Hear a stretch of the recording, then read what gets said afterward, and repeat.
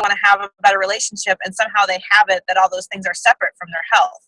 And so I really help them see that addressing their mental and emotional, their chemical and biochemical, as well as their structure, their physical structure, actually creates a space for them to have anything they want in their relationships and their finances and their health. Wow, that's powerful work, right? Yes. A very holistic view. Right. Information, which is beautiful. I love it. That's very cool. Okay, so Carla's chapter was being your ideal client. And it's success through self-care, being your own ideal client. Tell us a little bit more about your chapter. So, I have to laugh because in my video yesterday, and maybe even in the book, I can't remember, I struggled for years to really determine who my ideal client was. And it was actually in my conversation with you, I think the very first time we ever talked, and then within the first 15 minutes or something, where you actually helped me get crystal clear on what an ideal client even was and who that was for me. So thank you very much, Misty, for your skillful coaching in that, because it really, none of this would have been possible without that conversation and without you. So, oh, you're so sweet. But you got it. And the thing is, you got it for you. So tell us. Exactly. So, so once you got the concept of this ideal client, like as you told me, that's not the person that you only treat or that you only work with, but it's the person that you spend your time and energy and resources towards attracting. And so what I really got for myself through that process of defining that for myself is that I was spending all kinds of money on coaching and marketing and learning these different systems and, different ways to figure out how to build funnels and, how to do all this stuff. And I wasn't spending the money on myself as my ideal client. I wasn't doing for me what I wanted to do for my clients. So in my case, my ideal client is a woman age 35 to 55 who's somewhat successful in her life, but she's stuck. There's somewhere in her life that she can't have a breakthrough. She knows she can go to a new level, but she can't do it. And usually it's in their health because I'm in the health field. It's like, oh my gosh, I've been dealing with this thyroid thing for years, and I do diets and I take nutrition and I do all this different stuff, and I still have this thyroid thing or something like that. And that inability to have a breakthrough with the thyroid condition actually keeps her from having a breakthrough in her career or having a breakthrough in attracting the relationship that she wants. And so at the end of the day, she just feels stuck. Like no matter what I do, I can't get past this. And so I was very stuck in my life in the last year. And what's funny about being stuck? It just occurs to me. What's funny about being stuck is that a lot of times it doesn't appear that you're stuck. Like if I would tell somebody that I was stuck, they would look at me from the outside and go, that's ridiculous, Carla. You just graduated from a professional program, moved across the country twice from Atlanta to Chicago, then moved your family from Chicago to Arizona. I was actually producing all these results, but I was still stuck. Right. So for me, what I really got was that until nothing really started to move, I didn't really start having the breakthroughs in my life until I addressed being stuck. And so in the chapter, that's why I take you through a process to identify who your ideal client is. Because for you, Misty, who's your ideal client? Oh, I actually just refined that down. Let's hear it. My ideal client actually is entrepreneurs, and specifically, even more specifically, usually coaches and healers in some form. Mm-hmm. Even more specifically, those that are trying to up-level. Okay. And what's keeping them up leveling? Ooh, mostly internal stuff, but also some action. I mean, some people still aren't clear on some of the business stuff, but a lot of it is what's in here and what's in here. That's actually what stops them. Yeah. Great. And is there any words you describe was there other words or feelings or something that you use to describe what's going on in there? Oh, yeah. I mean, lots of fear, lots of am I good enough, lots of too much thinking in the brain and not enough thinking with the heart. All of it.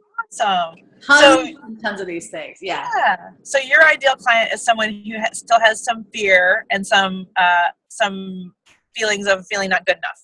Oh yeah, they're trying to up level, but they keep, for some reason, they are frustrated with their inability to do so. Yeah. Oh, frustrated. That's a good word.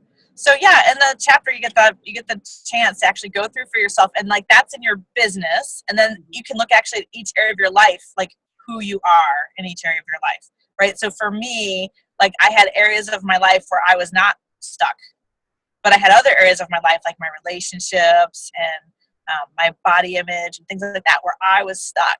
And so again, like I'm out there addressing all the other things that I think I need to run a business, but I was just burning money, basically. I mean, investing it with my wonderful friends who were, and coaches and mentors who were really a pull for me, but I could only get so far because I wasn't addressing the stuck in those other areas. So for you, like you might look at your life and figure out where you're still frustrated or where you still don't feel like you're enough. Oh yeah, absolutely. And then, if you put your resources towards that, you actually will get a bigger juice than maybe some of the it's other. something I do all the time. Absolutely. Yeah. I have like 3 coaches. Like you best believe. Like there are many things like always shifting. Oh yeah. I think that's like, for me, once you head down that path, it's like the adventure of a lifetime. Now I'm going looking for this stuff. It's really fun. Isn't it awesome? And so that's why, this book being for new coaches who are kind of out there in the world and they're going, oh my gosh, I need a website and I need a sales funnel and a lead page and this and that. And they're out there spinning their wheels, like spending all the money on that, wondering why it's not producing the results they want. I just really wanted them to get a clear picture of, before you do all that, or as you're doing all that, make sure that your plan includes resources that can go towards you taking care of yourself the way you want your clients to take care of themselves. Because when you have that, it just seems like then everything else falls into place. So the chapter takes you through, there's a cool thing in there to identify what areas of your life, who you're being in each area, so that you can really figure that out for yourself. And then you get to live through my life. I basically used myself as an example of what it was like for me to go through that process of, addressing myself as my ideal client and caring for myself in order to produce the results that I wanted. That is very, very cool. Oh, I cannot wait I can't wait for our readers to read more. That's for sure. So, okay. So a lot of people watching this probably are coaches, right? We wrote this book for coaches. Hopefully coaches are watching this video.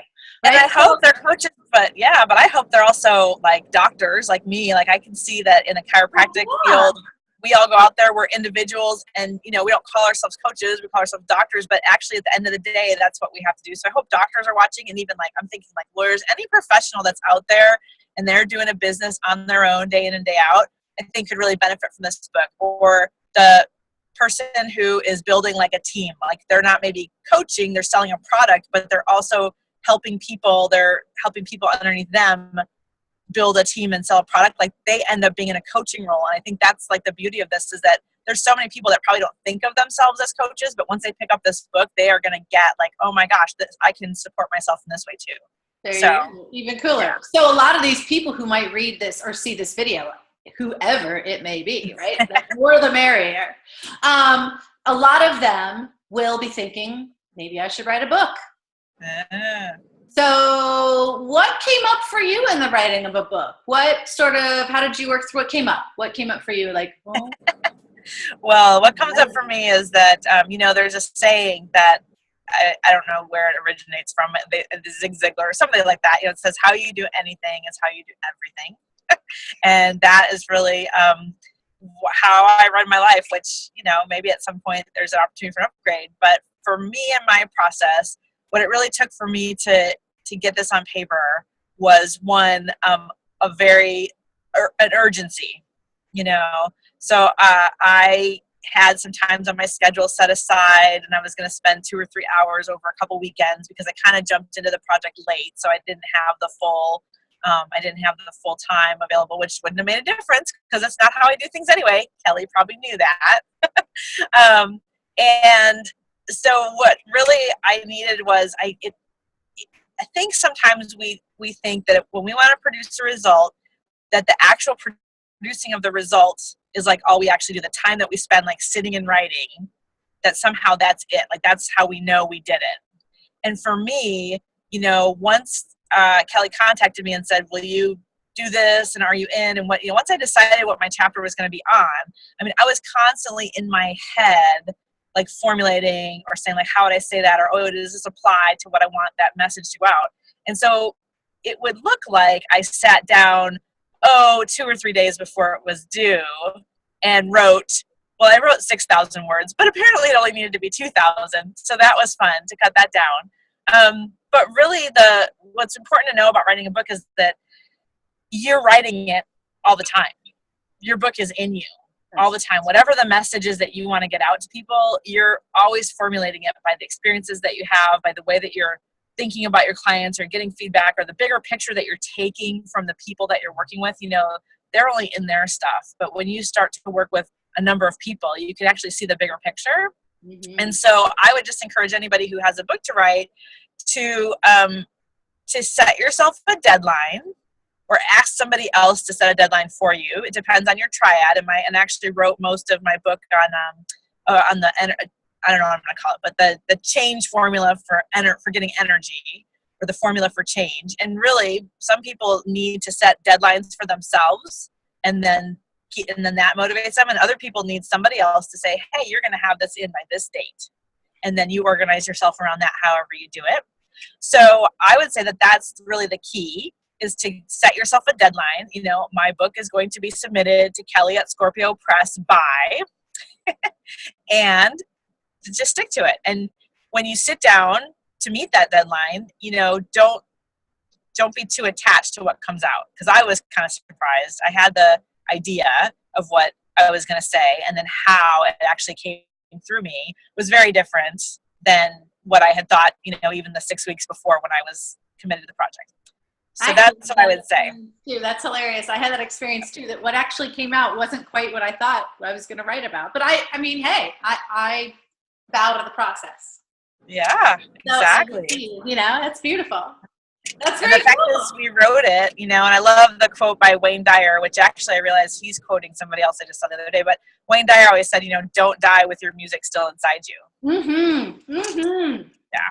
So get a way for your music to come out. And if you're not a singer or you're not a musician, and you sit down and you write something and it is like off key and you don't like the way it sounds and whatever the first time, like, that's okay. Don't give up. Keep writing, and have somebody else write for you. Have somebody else edit for you. I guess I'm a strong writer. I like to think I am. I've had some experience being a writer.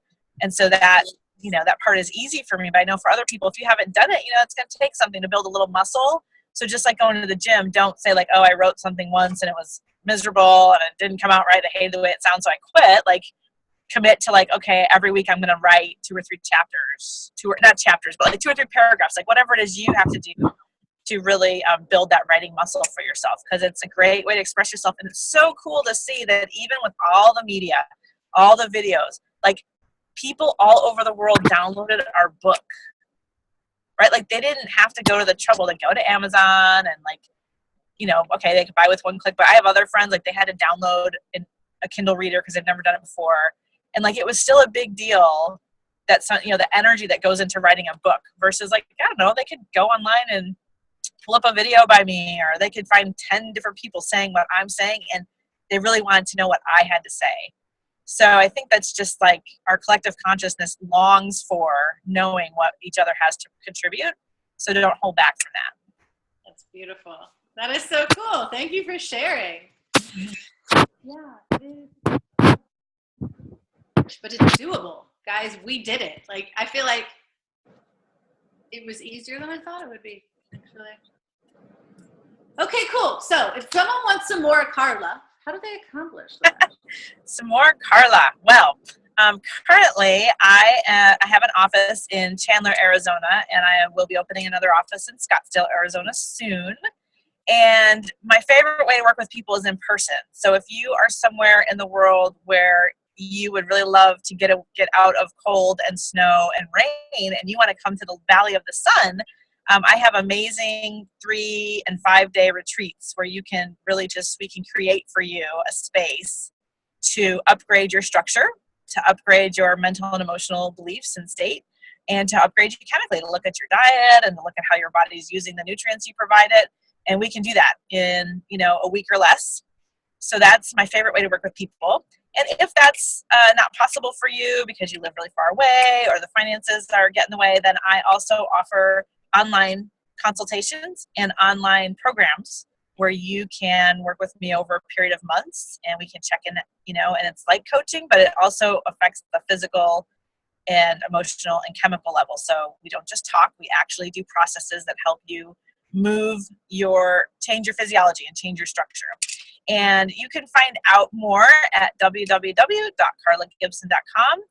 And right now, all that's really there is, hey, schedule a consultation with me. There's not a lot of information on my website right now because it's individualized. Everything I do is individualized. So, but get in touch and we will find out what your needs are and we'll create something. Beautiful. That's so cool. Nice. Well, thank you so much for sitting down with me so people could hear more about your work and your chapter. This is very exciting. Guys, you can actually get the book, A Day in the Life, on Amazon. So please do go check it out. I'm sure I'll put the link in the comments box. So tell them about the proceeds. Here's the fun part. I just learned yesterday. The proceeds go to women2women.org, which supports women in many different ways around the world, actually. Just women who are in some way disempowered, right? Yeah, I guess so. I haven't looked, but I was thrilled to find out that was the deal. So. Oh, yeah, absolutely. Yeah. So, yes. Currently, if you go on Amazon, it's free for another day, I think, or so. I'm not sure what day people could be watching this, but maybe it isn't free anymore, so that's okay. If you do, in fact, have to pay for it, it is a beautiful thing because it goes to an organization called Women to Women. You can check out that organization at women2women.org. Yeah, and if you're old school and you don't want to download a Kindle reader and you just want like a copy in your hot little hands, I think you can order that today too. Beautiful. Oh, do you mean the printed copies available? Like an actual paper, like a book, an actual book. The actual book is available. Yeah. Yes, it is. All right, guys, thank you so much for joining us. You have an amazing day. We will see you on the flip side. Bye.